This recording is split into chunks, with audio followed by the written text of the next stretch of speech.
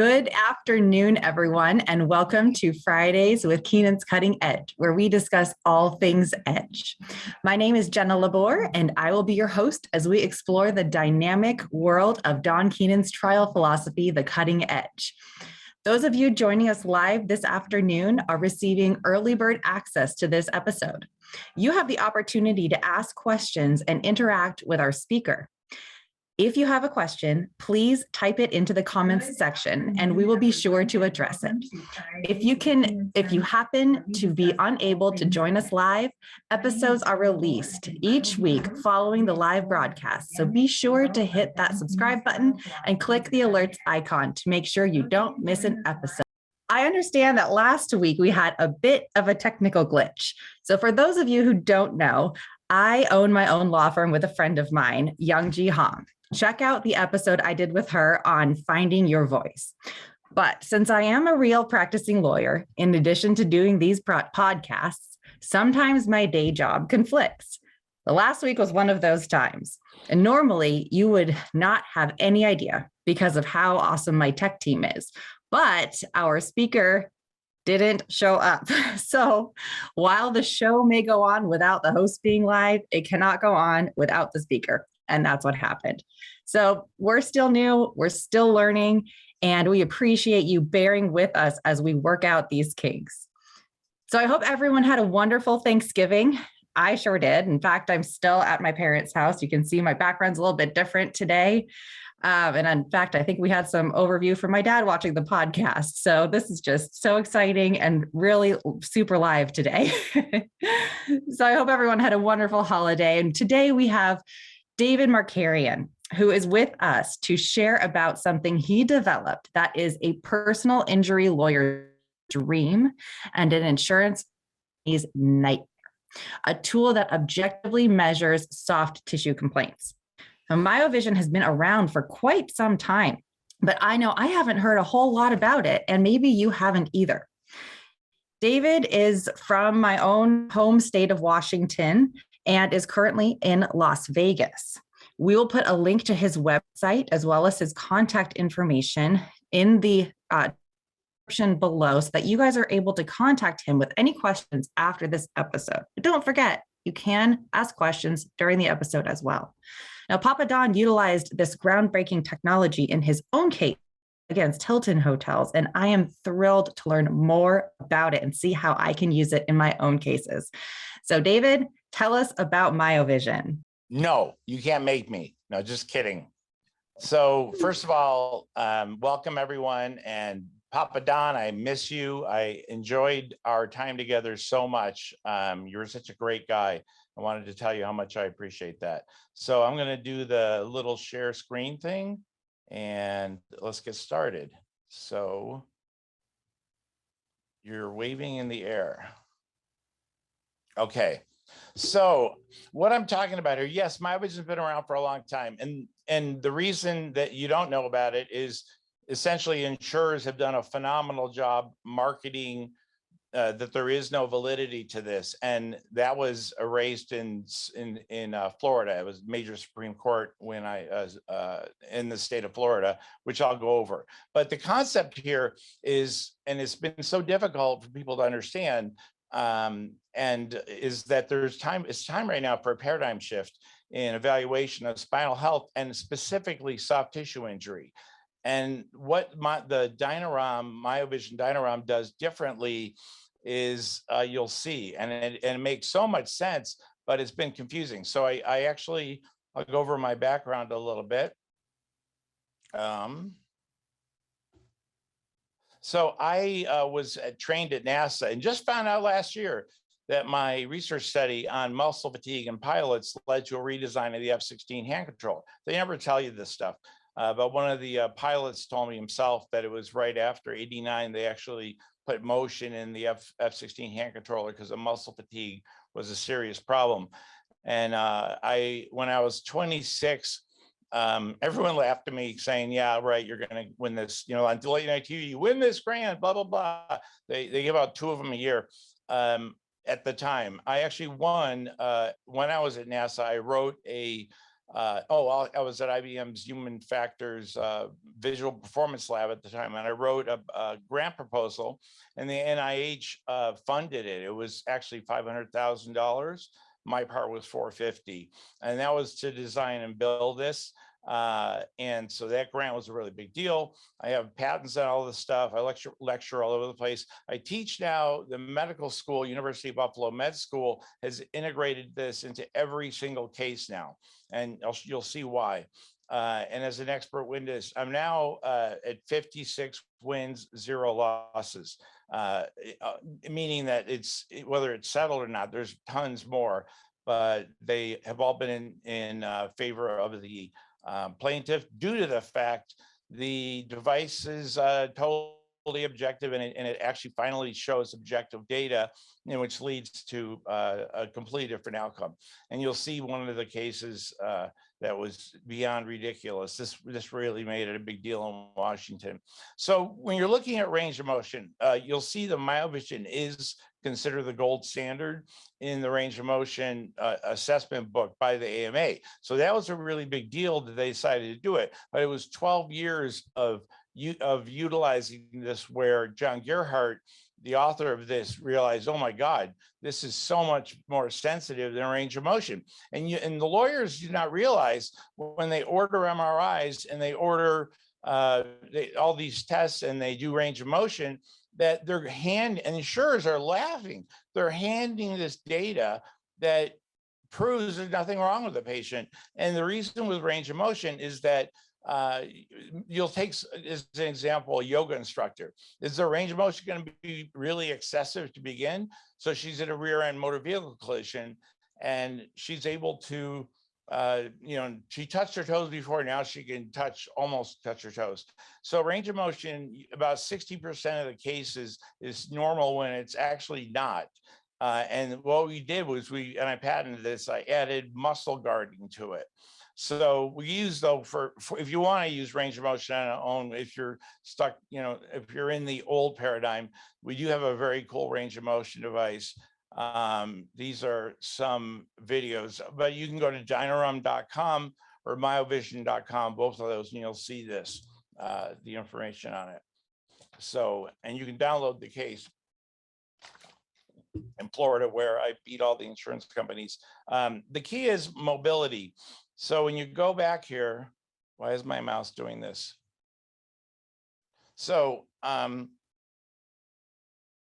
it's just taken off on its own. Okay.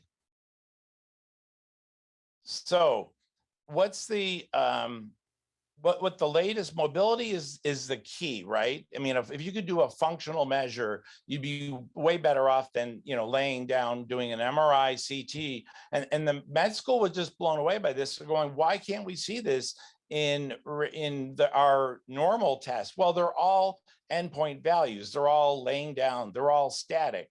And what I do is a motion test. So the latest research is showing you that MRI doesn't have sensitivity to back pain. And so they're basing surgeries on it, but the study showed that it really doesn't work that well. And so it shows normal so often where the DynaROM is abnormal. And I'll show you a case study where I have one of the cases we did. So the basic physiological principle, you think about it, it's so ridiculously simple. And it's so funny how I explain to people, lawyers that are not sure about it, most of them get it right away, but the doctors don't, but the lawyers get it right away. But the Walmart greeter, the jury, they always understand it. It's called tabula rasa. They have no preconceived notions. So they look at it, and the lawyers are always, the lawyer in this case I'm going to show you was blown away by it. When he saw the jury respond, he had actually called an attorney who is his close friend, two of them, and I was there. They didn't realize it was speakerphone, and he said the attorneys, two of them said the exact same thing. He said, "Should I use Marcarian in this case?" And they said it's like taking a tank to a knife fight. And the reason is not me; it's the tool. And you go up against the way it's always worked. The experts' opinion. I am a UCLA professor, and I go, I'm just nobody. I focus on data. So I actually ended up on Law and Order, You the Jury, the TV show. I don't know if it's going to air or not, but muscle guarding. Remember, when you does it hurt to stand there or when you go to pick something up. When you bend, that's where you see most people blow discs. That's where people end up with soft tissue injury is in motion as a result of a car accident. But it really comes out, and you can elicit it because muscle guarding. Remember this. This is my quote for the universe. Muscle guarding is the body's natural defense mechanism to pain and spinal dysfunction in motion. DynaROM is functional. MRI, CT, and ROM are not functional measures. Pain is elicited by laying down. Is it elicited by laying down or during bending? We know already. So the secret to the sensitivity of the DynaROM is that we're actually measuring as the patient moves. Oh, there's a video behind there. You can't see it. We measure as the patient moves, and you can see that there's muscle activity fires, even though they can bend fine. And that's why it's so good. So, and one of the phenomena that has been, when I did grand rounds at NYU Langone Medical Center, all the electrophysiologists, all the physiatrists, all the medical doctors, there were 250, whatever. Anyways, they just were like, wait a minute, how do we not learn this in school? Why is this not taught? And again, the insurers make you focus on other things, the classes do, but this has been around since the beginning of time. It was established in 1958. And there's been so many research, at least 50 research studies on it. What it does, when you go to bend and flexion, muscles, what happens is that as you're in flexion, you go past around 35, 40 degrees when you're in flexion, and I'll show Papa Don's test, muscles go into relaxation. And what happens is that in a normal individual, the ligaments and connective tissue take over at about 40 degrees, and you're hanging off those ligaments. Muscles don't get involved. And as you know, ligaments yell to muscles for help when they need it. Hey, this hurts, or I'm not strong enough to do the job. Jump in, please help us. So this flex vision, if you look at the right graph here, what you're seeing, I can explain the test here. The bottom of the graph, what I did was, and this has been huge also, I'm graphing range of motion. So we can see ratcheting, et cetera, in range of motion. This is a normal, you can see there's no ratcheting, but we can see the quality of motion, which is becoming a thing now. Since I did this, you can still get the endpoint range of motion. So your traditional side is met. And you can see at the top, we're seeing the person standing, bending forward. The left line is blue, the right line is red. And as they bend into flexion, muscles shut off. This, of course, over on the right here, the muscles fire to bring you back up to neutral very naturally, normally. So this is normal. It's a class 2 diagnostic device. Patented. It says specifically in the patent for evaluating soft tissue injury, which I was shocked by. And that patent's, I think 3 years ago, they patented it. So I did. How's it work? We're just using EK. Well, and it drives me crazy. One of the defense experts' rebuttals to me was, there's no way it uses EKG technology. I design EKGs. It's like, it's exactly the same technology. It's just significantly more sensitive. When we're measuring the muscles of the body, the heart generates a lot of activity, tremendous activity. So you're seeing muscles firing in the millivolt range. With the low back muscles or any of the rest of the muscles, they're tiny. And so we're looking at the microvolt range. So the MyoVision and DynaROM are significantly more sensitive than the EKG. It's a much more difficult device to make, but it's the same technology. Now I do this in the courtroom where I'll actually have the patient. This is one of I have a whole presentation I use in the courtroom, but I'll do this to show, this is the muscle activity and how sensitive it is. She makes a fist and you can see the muscles fire. And this gets the jury to completely understand this. This isn't my, if you saw my my court presentation, you find it really works really, really well. And thank God they allowed that now. Now, the other question that, you get these crazy experts that are paid a fortune to essentially make up. It's really sad to me. I don't know how you can live with yourself as a really well-known expert and who uses your background, your CV as your major tool. And I go in with this and they go, oh, it's not needle EMG, so it's not real. Well, really, this was published in the journal of, no, this was in, it wasn't Spine. It was a really famous journal. I can't remember the name right now. But they did both. You can see the top graph and the bottom. They did them simultaneously, and they concluded that all functional phases, everything in needle, was also shown in surface. But as you know, needle EMG hurts like crazy, and you can't really do it in motion because the reproducibility is terrible. It's like 0.2 versus 0.96 or 0.98 with the surface EMG. So the bottom graph, you can see normals. This was the normals in the study. This is the abnormals. They both had the same thing in needle and surface EMG. So that thing that everyone will tell you, oh, surface EMG is junk science. Total nonsense. There's over 13,000 studies now published, 12,500 or something like that. Now, John Gerhardt explained why he put it in the book. I now recognize this DynaROM as being more sensitive to actual injury by assessing patient effort and documenting muscle guarding. So again, that's the key, and that's what makes it so much better. And again, this is the graph, just so we already covered this. The range of motion, we're doing 3 measures in a row with 2 warm-ups. And then again, the left side up on the top graph is your left lumbar. The right and the red line is the right lumbar. Now this can be done on the cervical spine. It can be done anywhere, actually. You'll see it can be used on anything. So, and the range of motion is the bottom graph down here. So very simple to understand. So what you see here is as the patient moves, there's a video behind here, I think. Whoops. Anyways, as the patient moves, I did this just in case the internet connection was bad, but you can see as the patient moves, we're doing range of motion. So this takes no longer than doing a range of motion test. It's just got electrodes attached. You can see the EKG electrodes are attached here, and they're doing range of motion measures simultaneously with muscle activity. And so this is a very simple test, and you're already trained in it. And it's funny how people go, oh, it should take so much longer. Really? You're going through all the range of motion exactly the way you would do it, and you just have electrodes attached riding along. So it actually takes the same time as range of motion. The only additional thing is the 1 minute that I've been timed on video, 3 minutes, 50 seconds doing a full test, I believe, or maybe it was 6 minutes, 50. I don't remember. I'm bad at details when I'm not in court. And all the ranges of motion are done. We end up, as you can see, we end up with these graphs. We put this is what we use in court, by the way, the ideal on the left side, and our model obviously was normal, and you can see her normal test on the right.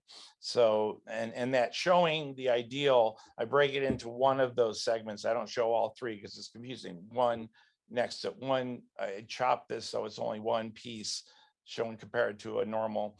And this is what, and the reason that, again, the University of Buffalo put this in and made me a clinical instructor was they were using it, seeing how great it was. They could not understand how it works. So they had me now. I teach, all the students have to go through my class in the radiology department. So we published now 17 NIH case studies. And again, they use the DynaROM on every case study. And so here's the patent, blah, blah, blah, soft tissue injury diagnosis. This can be valuable when you're in the courtroom establishing not only admissibility, but the validity of the tool. The getting a patent was 9 years. So again, class 2. So this is the reason that you choose. Let me actually move this out of the way and you can see this. Hold on a second. Let me go right here and hold on. Let me just get this out of the way. And so you can actually see this. I'm going to, bring this up and this out of the way, and you'll see the video in the background. So, All right, let me go back to from current slide and share again. So we go back to share and this slide.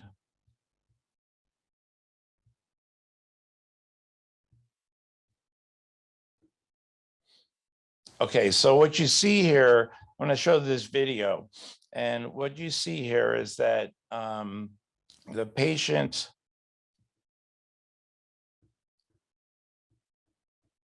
Okay, so here you can see we're doing regular range of motion here. We're graphing it. You can see they bend forward, phenomenal range of motion. So what happened, the defense said, well, her range of motion is normal, end of story. No, we decided to do DynaROM where we attach electrodes. And when you see her bend into flexion, you see she has significant muscle guarding on the right side here, even though her range of motion was completely normal. And this led to a settlement of something like 240,000 from zero. I mean, they were offering zero. So I did take this to court in Florida. And what happened was the state of Florida decided to challenge the validity. Why? Because they knew if we had a tool for soft tissue injury, that they would have to pay out on those cases. And attorneys love it because they get to know the value of their case up front. But the state of Florida said it's not approved. So they took it off the list of approved diagnostic devices. One of the, somebody, a chiropractor, actually filed a petition and asked everyone in the country, there's only like 5 experts on this, but everyone in the country to testify. Nobody would testify except for myself. So it's me and one attorney against the state of Florida. They were joined by all the insurance companies led by State Farm. I got a call prior to the case from my firm saying State Farm's firm just bought us, so I can't represent you. They spent approximately 4.3 million on this, but there's 75 attorneys in the room, and you can imagine how intimidating that would be, but it was just fun for me. I had a blast. And their expert said in the car on the way to the airport, we were raised a block away from each other, which was funny. He knew my brother. I said, how could you have presented the same studies with opposite conclusions, considering the judge was a scientist by training and the ALJ? So he said, they paid me a lot of money, but this kind of destroyed his, now this was one which everybody, in the state of Washington, this went on this email went out to everybody. And since this, State Farm in Washington State's been settling cases. They just settled a case now. They don't want to go into court again because of this loss. So the attorney for this case for the plaintiff said that, and by the way, I've used this to show lack of injury. So State Farm won a case because of my data showing that this guy was faking his injury just because he was addicted to drugs, to opiates. But and the device is not affected by opiates at all. But what happened here, the attorney for the plaintiff told me 70 grand, 50 grand is what I'm guessing the jury's going to come back with. And this is a state with no punitive damages. So this is actual damages. And they came back, this would have been probably 4 million in California, came back with a $958,000 jury award, which was not challenged. And the offer was not 20K, it was 10K. That's 20K was where our side started. So there is a CPT code for billing it, just in case those in the PT world. That's what we're doing right now. The PTs are actually really getting into this. I was really shocked to see all the literature published by PTs saying range of motion is stupid without the muscle activity. And that's pretty much what I see. Now here we have a great MVA where their MRI is technically really normal. There's, a couple little things in it, but nothing that can explain her pain. And I think it was a woman. I don't remember. I don't know. Well, anyways, this was the DynaROM. So what you see, the important thing to remember here is that in flexion, in full flexion, you can see a little guy here. This is what the jury sees minus the rest of this. The guy in full flexion, his range of motion is limited. It's 30 degrees. So supported with it, though, is the fact that when he's in full flexion, these readings don't shut off. So this demonstrates that this person's pain is real. Now, this is a chronic. I can tell the difference between chronic and acute based on this. This would go up here versus where it is, but that's just not relevant. It aids pain med docs too. And the reason is that, when they pull people off opiates, everyone's always upset. I hate you, you hate me for doing this. You're taking away my drugs. Well, what it does for the doc is it's like, well, let's use the objective data, and the machine gets blamed instead. And they both, but the patient will work with the doctor together. They actually brings them together. So, and it gives the doc a reason to take them off opiates. It also demonstrates if they need to be on opiates, it protects their license from the DEA because they've got objective data. So, when we show this way, we're able to show there's a mechanical source of back pain and get manual therapies to treat it. That's what this leads to in every case. We also do a motion test for function for everything. This is a ballerina, and you can see that what she does is going to the right. If you look at this screen here, this is her going to the right in this area right here. This is her going to the left. And going to the left, she overutilizes the muscles the right side, underutilizes the left. And the Dr. Grierson, who's in the background somewhere, was like, the machine stays. He goes, I've been trying to figure this out forever. That was my intuition. Now he proved it. So the range of motion, though, is so much better than standard range of motion device because I designed it like the current mechanical one. I designed it to sort of match it, very ergonomic, but because it has feet, you can move them and measure things like fingers. You measure anything you want with it. Nellis Air Force Base is doing a study of 60 drone pilots right now. I don't know if it's classified or not. Anyways, they're able to measure wrists and everything. They were shocked at how easy this was to do.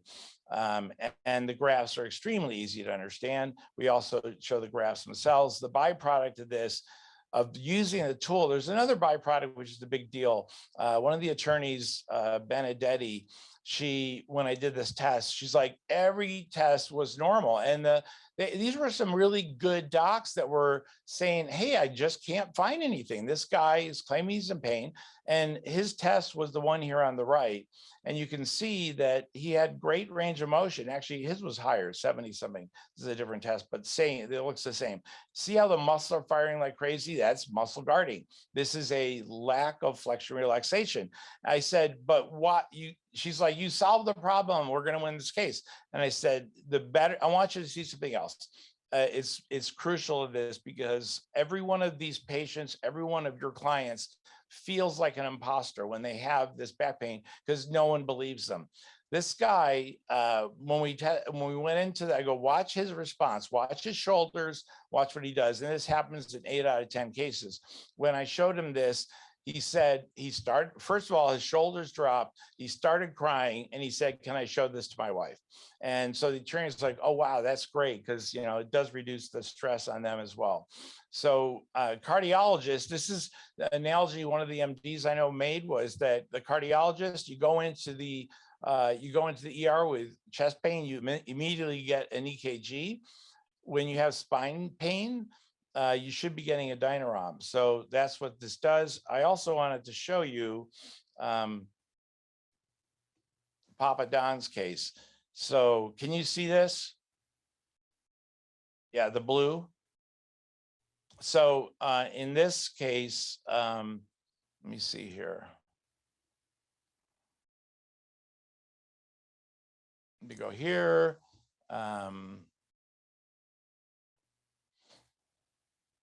Oops, let me get out of here and go back to the other one. Yeah, there we go. Let's take a second. And as this is like a 5-second thing, I'm going to show you how Papa Don's test turned out.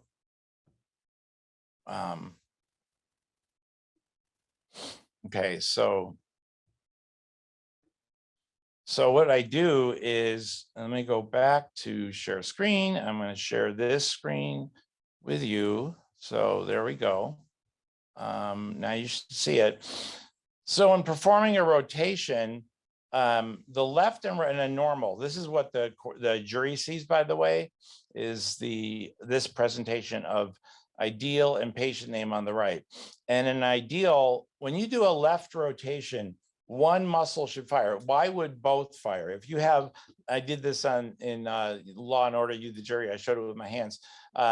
When you do a left rotation, typically the left side fires, sometimes the right. That's a paradoxical, but it does happen.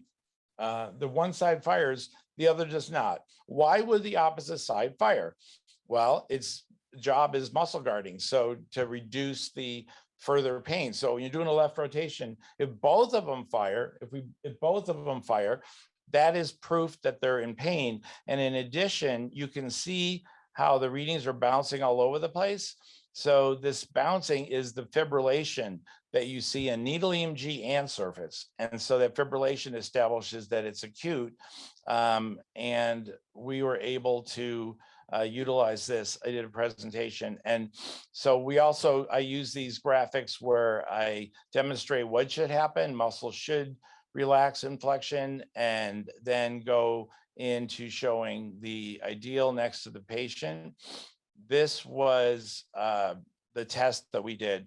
And you can see that his muscles are in full fire, they're firing fully and also at a high amplitude throughout the whole motion. And there's a lot of jitter in the signal, which is that fibrillation. So, and by the way, you need to know this, every case I've ever seen, and one of them in Arizona, sadly, I said, put me on the witness list because I know they're going to pull something, and you have to be prepared for it. Well, I have a document now, which you're all welcome to, and it literally is preparing for deposition. It has links to every single paper that I pull out and show, but they referenced this clinical utility paper.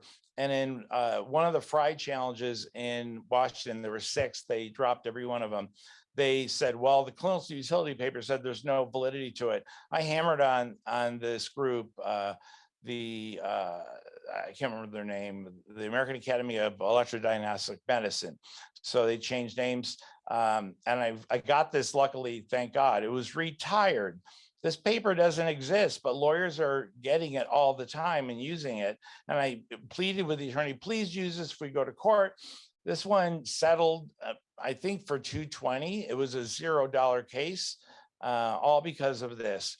And they always say the ACA has a position paper. I wrote them one email and they pulled the position paper off. It says under review. So they're coming out with a positive.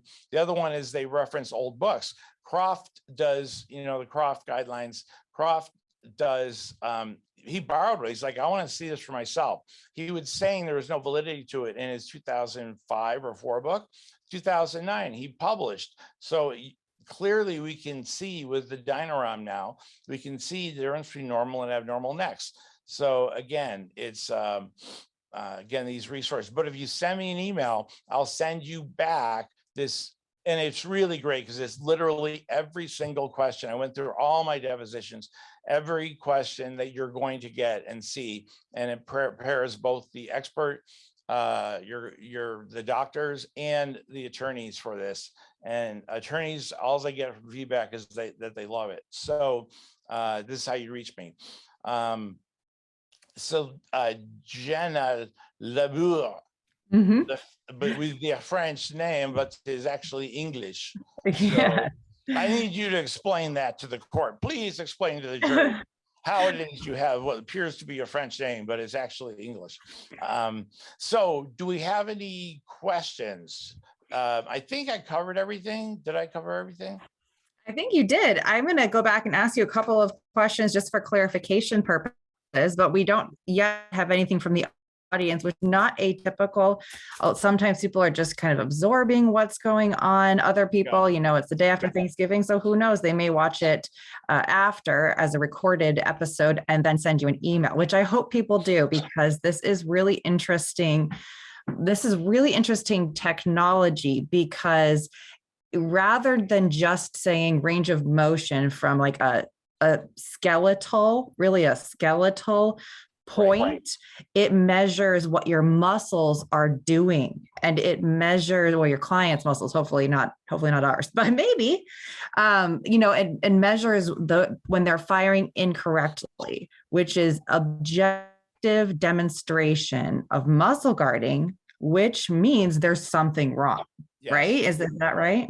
Yeah, I use the temperature analogy when they go, well, it doesn't tell you, if which muscle is injured or whatever. It's not muscle injury. Muscles compensate for these problems in motion. So we're doing that. But what I use the temperature analogy in court is I say when a doctor, and even though it's more accurate than this, but when an MD puts a thermometer in your mouth and it shows elevated temperature, does it tell you where the infection is? No. It tells you there is an infection. So I say that the DynaROM correlates with soft tissue injury. I use, and it's in this book, this book that I wrote on this for the attorneys. It explains how to use language so you can never get in trouble. Correlates with, those kind of, it proves, it's most of these measures we use don't prove anything. They correlate with.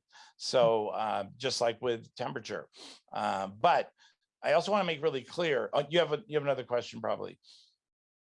Oh, go ahead. I'm going to keep asking questions, but keep going. When I first demonstrated this, Don Papa Don had me present it to a group. I do have now quite a few lawyers that one in Arizona. I'm in a case. Actually, it's funny. There's 5 experts in that case, 5 medical experts on the defense side. And after my deposition, which the attorney, I don't blame him. You don't answer questions you don't know the answer to, right? Mm-hmm. But there were critical papers I needed to get used and admitted. So the way I did it cleverly was in deposition, I responded to questions by pulling up and reading the research papers. And those were, and the funniest thing was I was kind of wacko. It's in the way I do stuff is not normal. The typical expert stuff, whatever. The attorney emailed me and said, you're either brilliant or stupid. I don't know which, because I can't tell. And then all five experts, after reading my deposition, quit. So he emailed me and he said, brilliant. And then he put, you're a boxer in the ring by yourself. You have no one against you. So that case is going to trial sometime in the next 3 months. So what I don't want you to do, though, because this is what happened the last time, and I'm not going to do it. Attorneys would pull out cases that are 10 years old. They're really old cases. Their friends, their family. I actually told one of the attorneys, this has got to be a relative of yours. Clearly, I can tell by, the data tells me, they think I'm son. They call me the magician at University of Buffalo Med School, because I can tell people all kinds of things about what they do, their life, et cetera, from this data. And people were starting to send me just really old, worthless cases trying to get the value up. Don't do it. Stick to cases that are, current and that are within, I can still do it within 2 to 3 years, 4 years after an MVA, I can still evaluate the data, no problem. But if you're talking about really old cases, you're bringing back to life or whatever, don't do it. Also be aware, it is completely immune to opiates. So if the case we won, by the way, on Law and Order, You the Jury, our side won, and that guy was on full-blown fentanyl, and this is not affected. And the reason it's not affected, so this is a very interesting phenomena. What do opiates do? And there's actually a published study showing they injecting a painful substance into the body and measuring the muscle activity response. And it demonstrates that even when they're on opiates, which is what they did in the study, the pain response is still there. Why? Opiates affect you at the central nervous system, at the cerebral level. So it's the sensation of pain. It makes it so you don't feel it. You ask all these people that are on opiates, do you feel a pain? Absolutely. You care about it? No. So locally, the muscle guarding is still there. And so it's not like flexible. Now, those things will affect the results somewhat, but only for about 3 hours after they take a muscle relaxer. So, but all other drugs don't have any effect on it at all, which has been great. So. Okay. Okay, Yeah. that's really, really good to know. So then how, I guess my question is, what do we use this for? Aside from showing that there's objective muscle guarding, I mean, does the provider use it in diagnosis and treatment? Do we use it to advance getting our clients help for the pain that they have been experiencing, but nobody believes? What do we use it for? Precisely that. It's being used to track progress. Is being used. I actually have some slides up here showing in workers' comp, they're more and more adopting this now. In Washington State, they actually now always ask for this test, and it's slowly working its way into that. And what happens is that it helps, you know, figure out who to go to. And a brilliant doctor who's the head of the functional medicine at Cleveland Clinic Hospital said it best. He goes, we're going to do the DynaROM on every patient that comes in. And if they have a normal response, we're going to send them to a psychologist or a neurologist to see if there's a nerve pain. And if they have an abnormal test, they go to the chiropractor or PT for biomechanical traction and mobility. So treatments were based on that. So yes, it does help you pick out who to send to. The VA used it also to pick out who needed ablations. So they do the way they do it now. I mean, this is so insane. It's 2021. They inject into the patient something to block the pain into the nerve and say, rate your pain before and after. And they rate it and they go, it's like 10, and it drops to 4. So then they do an ablation. So we did 10 patients at the VA with this versus and the patient has a definite financial goal in mind. They get their disability goes up if they have an ablation. So it turned out that, and it matched the doc's intuition, but it turned out that 10 out of 10 of the patients claimed their pain dropped significantly. On this device, it was actually 6 out of 10. So there were 4 people that were faking. So it shows you both injury and lack of injury. This one patient that was great, she's actually on the DynaROM site, it was used to show that she actually was better at 9 months. So it tells the truth. And everybody, what really drives me nuts is, and you know this, that people have this image of PI attorneys being, you know, themselves unscrupulous or whatever. There's all kinds of words used. And the truth is, I know like at least 400 PI attorneys, and they all want the truth. There's nobody I haven't run into one PI attorney that was in any way unscrupulous, and they all wanted to know the truth, and it helped them focus. And like in Washington, the attorneys there that use this, they go to court with it because they know that they're going to settle. And State Farm now, it just had the highest settlement out of court because their last case, they actually tried it again. We went to court, and their expert, I just ran circles around him when he was amazing. He was trained. He was absolutely fantastic, but he made false claims. The day after, when I got to rebut him, I was up all night. There were like 10 attorneys there. I'm like, what are these guys doing here? And they said they were there to watch the crucifixion of, I'm not going to use the name of the expert, but they never used the expert again. But the crucial thing here was this was after the $900-something thousand case. They could not find a single medical doctor to actually testify on behalf of the defendant, State Farm. It was a chiropractor, and he did a great job, but I ripped into him so bad. I went through 12 of his complete 100%, I'm going to say lies, not untruths, lies. And we won that.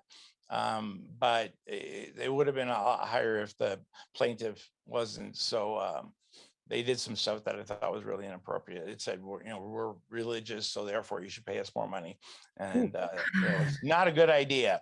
It might work in some venues, you never know, but somewhere it will not. Maybe, but not there. It just was, Yeah. It was, I texted the attorney when I heard that on the way out the door. I said, your client just lost the case for you. So, but they didn't. We actually did settle it. But State Farm, the next case they had settled for the highest record amount in a soft tissue case in Washington State, because they did not want to go through the embarrassment of having the same thing happen again. So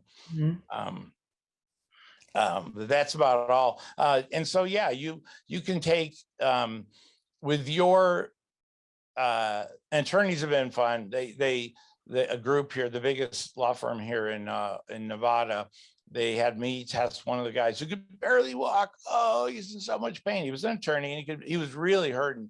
And I did the test on him and it was completely normal. And I just go, sorry, you made this up. And he goes, okay, we'll be using it, because he was completely fine. Oh, okay. And he was testing you essentially, and yes, okay. One guy went further. He hired someone from the Actors Guild that was like 300 pounds, couldn't tie his shoes, and did the same thing. Brought him in, and there were two people we tested. One was actually the real patient, and one was this guy who was, and I was sweating bullets because he looked like he was in so much pain, and he was just an actor.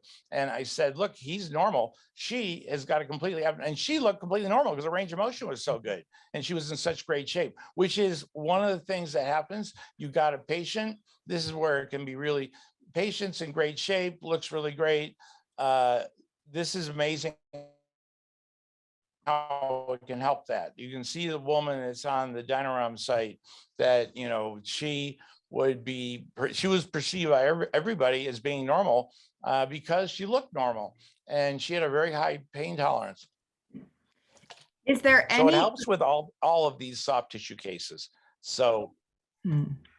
So I think one of the biggest challenges we have as plaintiffs lawyers, as I know you understand, is how to explain to a jury these invisible injuries, right? It's not a missing limb. It's not a scar. It's not a broken arm in a sling. And, you know, a lot of that translates into brain injury, right? There's somebody. Yep. Certainly you can have severe brain damage where there's somebody can no longer speak or feed themselves, that kind of thing. But then there's also the level of, I am not myself anymore. Is there any way that this technology could eventually move to measuring that kind of invisible injury? That's what we do. It's called, I mean, essentially, some of the people have said this is demonstrating or selling the invisible. I mean, this presents the invisible. And that case with the 900 something thousand, that was a person who we extrapolated out how this is going to affect his life. He could only work like maybe 10 hours a week. And that's why the amount was so high. And so, yes, it can be used, and it does correlate with brain injury as well. You know, we have actually one of the cases, we're very lucky. I had done a test to show a lawyer how it worked on someone, and she was completely normal. And it was like 3 months later, she was in a rear end MVA, and you know, we had the pre-test, which was normal, and then we had the post, which showed her completely, you know, in pain. We also, some of the insurers, we have multiple, you know, you have these cases where people get three accidents in 4 months. They get not accidents, collisions. Papa Don got it.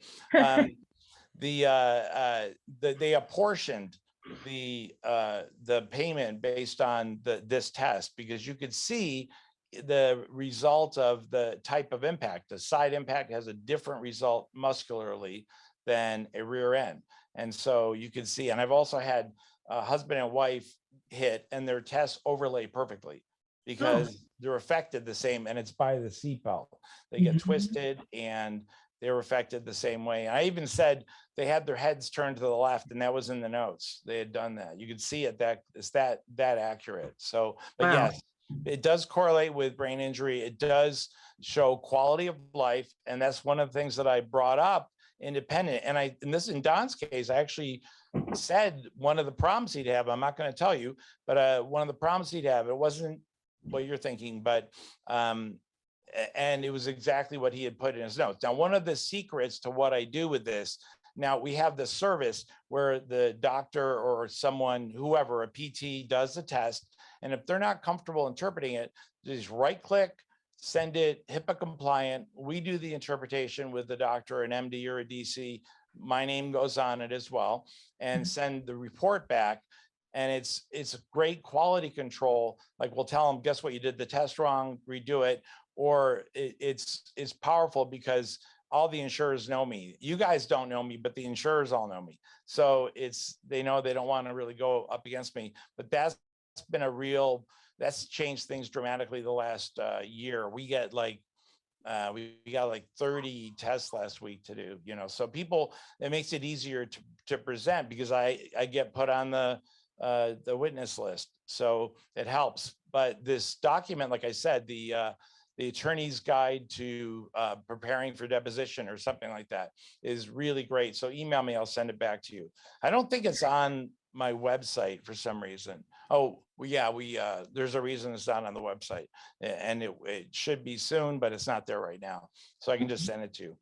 All right. Yeah, that would be great. Yeah. And we'll definitely put your contact info so people can reach out as well. So how is this available in all states? And how do we find somebody who has this in their office? If we want one of our clients to, say we're in Alabama, say we're in New York, what do we do? Yeah. So what you do is if you go to MyoVision.com under DynaROM or DynaROM.com, you can actually say schedule an exam, and it will find it'll show you the nearest guy, nearest person, not guy, but nearest PTMD, DC or whatever, who has a system. And they are all over the US, but there's this year, in December, it's really funny. In December of last year, we had record sales of DynaROM systems, and 100% of those sales were I did a lot of lectures to attorneys. Were attorneys telling doctors you need to have this, and that's it. So they totally they want to work with attorneys. So this gives them that opportunity, and it drives them, the patient to the proper treatment too, instead of drugs. When you see a muscular problem, it drives them to PT or a chiropractor for, working on mobility, et cetera. And you can see over time the changes that occur, and they correlate completely with their subjective, objective reports that they do too. So so that's how you find them. We will find there are more people that have them than show up in there. We have a doctor locator, but it's not as accurate as if you try to schedule exam. We'll actually find someone because somehow they've moved around a lot and their addresses are not right. But there is a doctor locator, and you can do that first. And some of them are accurate, some of them are not. So that's why scheduling an exam will find the right person. Okay. All right. So when should we use these in our cases? Like, what are some good markers that you've noticed signify to get this done? And is it costly? Yeah. So what I recommend that you do is do it every single day from the time someone's born. No, I'm just kidding. Then you've got a really good set of data, right? That'd be awesome. Yes, and I end up with a new yacht.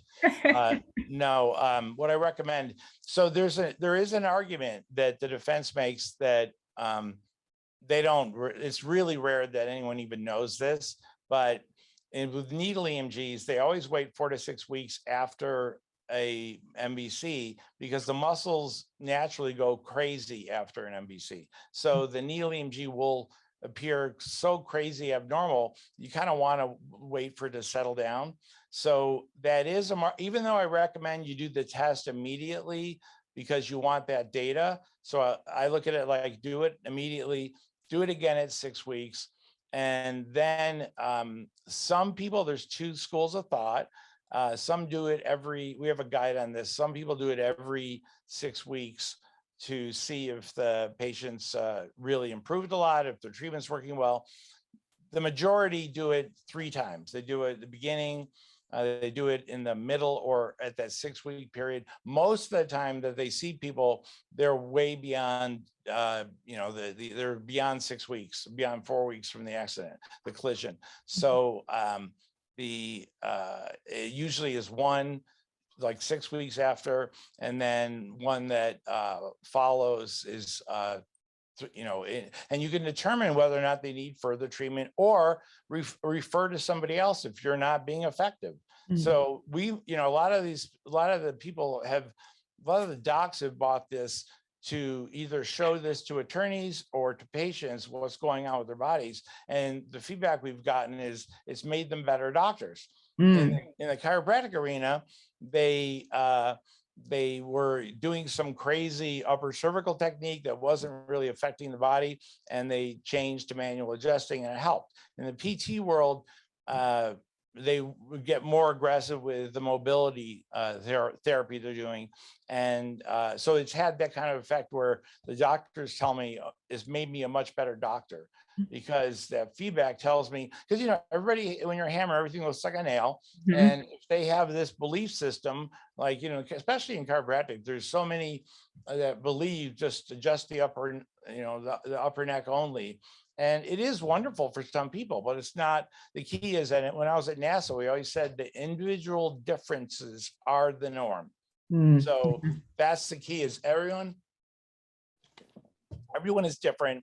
This helps to establish what their norm is, helps to establish, what to do with them. And there is never the same treatment for all patients. And most people do this exact same thing on everybody. And the other thing is that in the PT world, there are a lot of them are doctors that they don't realize, or they haven't realized in the past, that they don't need a referral from an MD. And so what this has done for the PTs, and I could show you all this literature published by them, it's really been surprising, but what it does is that if you can show objective data, they're given 12 visits. This typically 12 visits, boom, you're done. Well, if you show objective data to the insurer, and they in Hawaii, they require range of motion. And I'll bring up New York. New York's the only exception to this case. But when they do this and you still show injury, you can get another 12 visits. So you can establish that and show the insurer, whether you get paid for this or not, which you do, and payment's been going up. It's like people are billing $500 a test, they're paying $120 for our interpretation, and still, doing really well. And they have the power of having an interpretation done and reviewed by an expert on it. But New York is the only state where nothing can be done. They literally have eliminated everything but, I think, one evaluation for the personal injury arena. But every other state in the US, we've used it in most states. We've established admissibility. The Florida case, the judge's decision, which is normally 5 pages long, was 47 pages. And reading that, it gives you all the arguments you need, but that decision's used to establish admissibility if that's an issue. It has not been in at least 10 years now. It has not been, admissibility has not been an issue at all. So the device is well accepted because of all the studies published. Okay. And so is the test paid for either through, so let's say in the personal injury context, it might be personal injury protection, it might be health insurance, and also in the non-personal injury, just for patients, is it something that can be billed to insurance, or is it more forensic?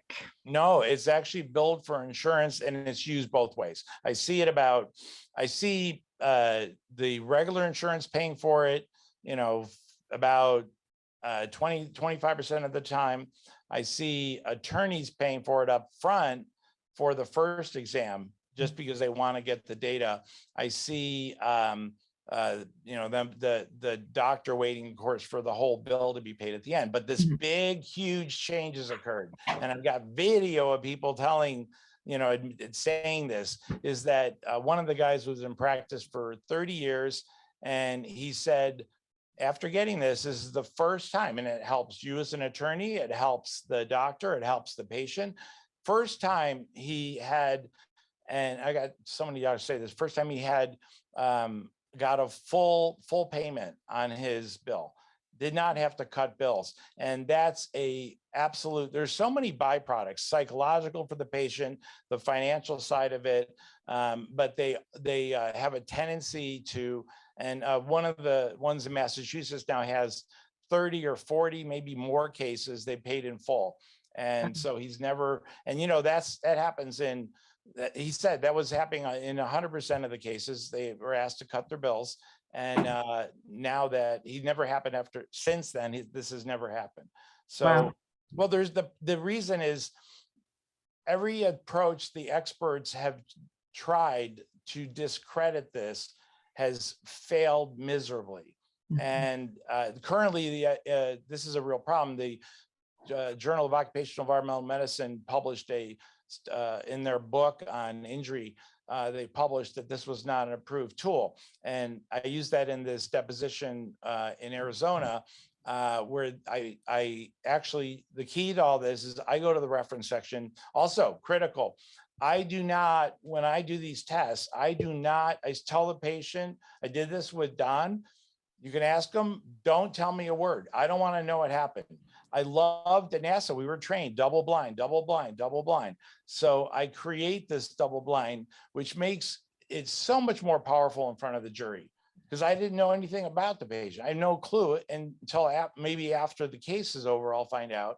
But I didn't know with Don what was wrong with him, not a clue. And he was, they always want to start telling you, and they don't. But this is so that part is really a big deal. Getting payment in full is a big deal. And we have both the forensic side and seeing both types of insurers paying for it. It's been going up and up. They will play a game where they almost do this where they get a list. They will deny payment for this the first time you do it, just to see if you're going to fight back. You're going to fight it. Yep. I have every denial response on my website. You have to join to see them. You have to get a login so we can know who's doing it. But every response is already pre-written, and they've been the same for 10 years. That journal from that paper that they referenced that's been retired. They use that every time. It's the funniest thing in the world. Or they use biofeedback.